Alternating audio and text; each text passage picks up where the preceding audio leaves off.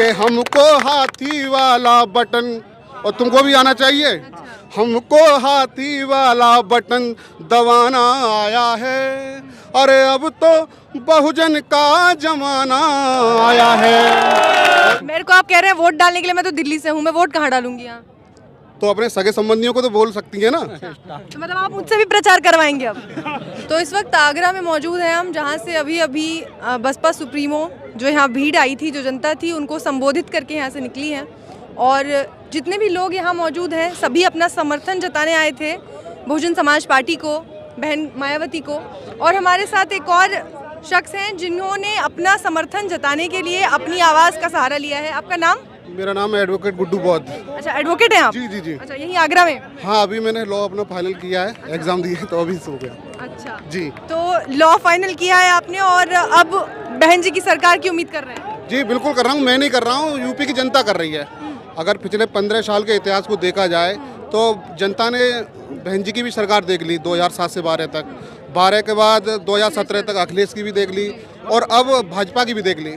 तो ये आम लोगों ने, पूरी जनता ने मन बना लिया है। सुरक्षा की दृष्टि से, रोजगार की दृष्टि से जो बहन जी ने जो काम किए हैं वो सभी लोग जानते हैं, चाहे कोई कुछ भी कहे। लोगों का मन बन गया है बसपा को पुनः सत्ता में लाने के लिए। अच्छा वकील जी, वकील साहब कितना अच्छा वो दलीलें देते हैं वो हमें नहीं पता, हमने देखा नहीं है, लेकिन गाना बहुत अच्छा गाते हैं, आवाज़ अच्छी है आपकी। जी जी जी। तो ज़रा कुछ सुनाइए अपनी आवाज़ में। कि समय वही सदियों पुराना आया है, समय वही सदियों पुराना आया है, अरे अब तो सर्वजन का जमाना आया है। पतझड़ का तो बीत गया मौसम भाई, अब तो मौसम बड़ा सुहाना आया है।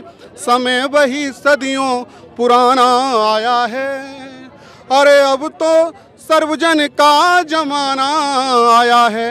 और अब बहन जी हमारी जब मुख्यमंत्री बनेंगी तो क्या होने वाला है सुनिएगा, कि थानेदार, कलेक्टर, डिप्टी मेजर और कप्तान होंगे, कर्नल जनरल सेनाओं में अपने ही श्रीमान होंगे, कि पीएम अपना, सीएम अपने, तब पूरे अरमान होंगे, नीचे से ऊपर तक सारे इस भारत की शान होंगे।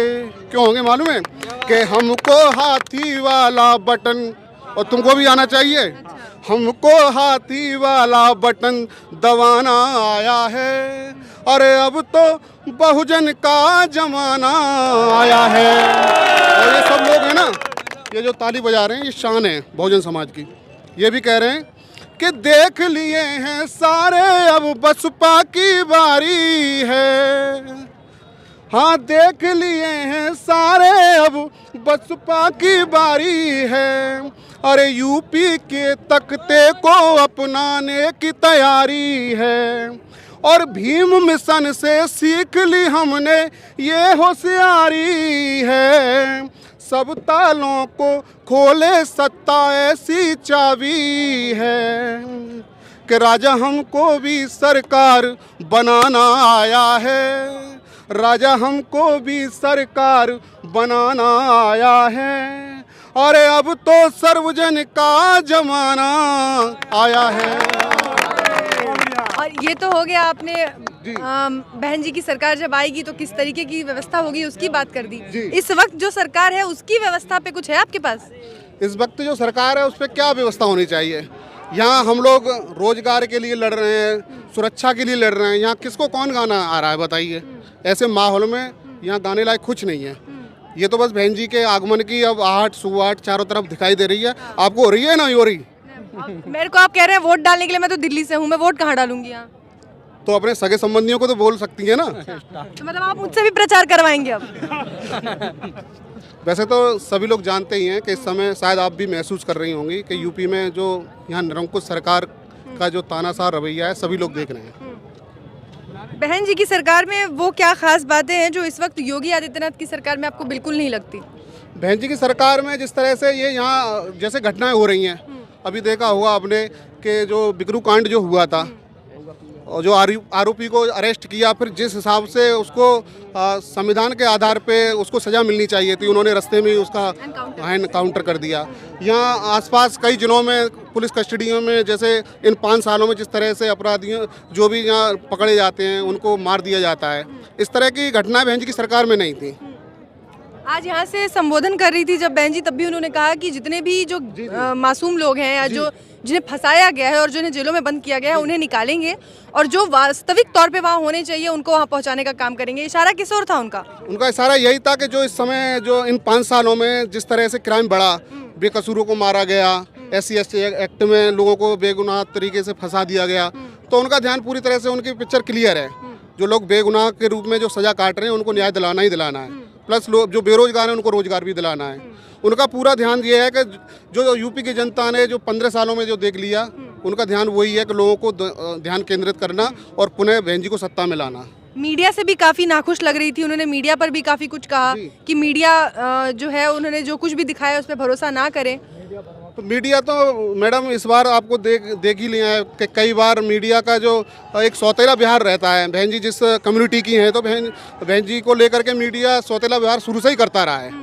इस बार शायद मीडिया को भी शायद पश्चाताप हो रहा है कि जिस तरह से उन्होंने भाजपा को जिस तरह से प्रचार किया, तो मीडिया को भी लगता है कि हमारा भी कई मीडिया कर्मियों को भी मारा पीटा था, शायद पंचायत चुनावों में देखने को मिला था उनकी खुली गुंडागर्दी। तो शायद इस समय मीडिया वालों से हम तो यही कहेंगे तथागत बुद्ध से को उन्हें सद्बुद्धि दे और बहन जी के प्रचार प्रसार में वो जनता से अपनी सही राय लें और बहन जी को जिताने के लिए भी थोड़ा आप भी आग्रह कीजिएगा। जी, ये पीछे पड़ गए, मुझसे ही करवाएंगे प्रचार। ये बिल्कुल मुझसे प्रचार करवाएंगे। तो भाई जनता इतनी समझदार है, अपने अपने वोटिंग राइट से आपको जो सही लगे वो करिए। प्रचार के नाम पे हम इतना ही कह सकते हैं आपसे। और सबसे बड़ी बात सर ये कि आज यहाँ से बहन जी ने ये भी कहा कि उपवास कर लीजिए एक दिन का, जिस दिन आपको वोट देने जाना है, जब तक आप अपने वोट ना डाल लें तब तक आप कुछ खाएंगे पिएंगे नहीं। बहन जी ने तो कहा ही है, लोगों ने, यहाँ की जनता ने जो बहुजन समाज ने वो अपना संकल्प ले ही लिया है, उन्हें तो उपवास करना ही करना है। जिस तरह से यहाँ देख रहे थे पास को लेकर के भी लोगों के अंदर थोड़ा गुस्सा था, लेकिन बहन जी को सुनने के लिए उन्होंने वो गुस्सा कहीं पे भी जाहिर नहीं होने दिया। अंदर जो लोग थे उससे कई गुना लोग बाहर खड़े हुए थे।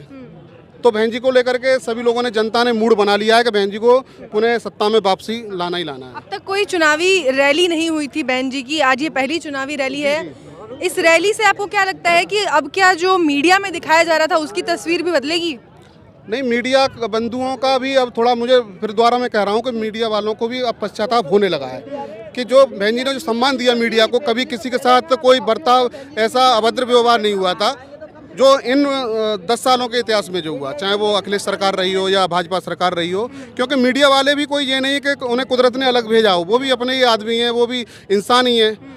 लेकिन सच्चाई दिखाने के लिए शायद मीडिया वालों को अब एहसास हो जाएगा कि बहन जी की सरकार आ रही है और हमें जो जेन्युइन जो कहीं पे जो घटना घट रही है उन्हें बिल्कुल सच्चाई दिखानी चाहिए मीडिया के द्वारा। एक आखिरी सवाल, यहाँ खड़े जितने भी लोग हैं आप लोगों से, आपने कहा कि आपने बहन जी की सरकार देखी, उसके बाद अखिलेश यादव की सरकार भी देखी और फिर योगी आदित्यनाथ को भी देखा। 10 में से योगी आदित्यनाथ को कितने नंबर? हम तो 0 देंगे। 0? हाँ, एक भी नहीं? एक भी नहीं देंगे। एक भी दूंगा, एक दूंगा, लेकिन उन अंधभक्तों को दूंगा जो कि हिंदू मुस्लिम की राजनीति कर रहे हैं, ये उनके लिए मैं दूंगा बस।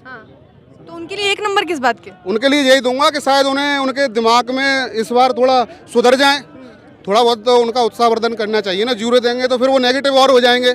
तो मैं आपके चैनल के माध्यम से उन्हें 1 नंबर दे दूंगा। और अखिलेश यादव को कितने नंबर? अखिलेश यादव जी के बारे में मैं अभी कुछ नहीं कहूँगा। अभी कुछ नहीं? जी जी। दावेदार हैं? नहीं, मैं दावेदार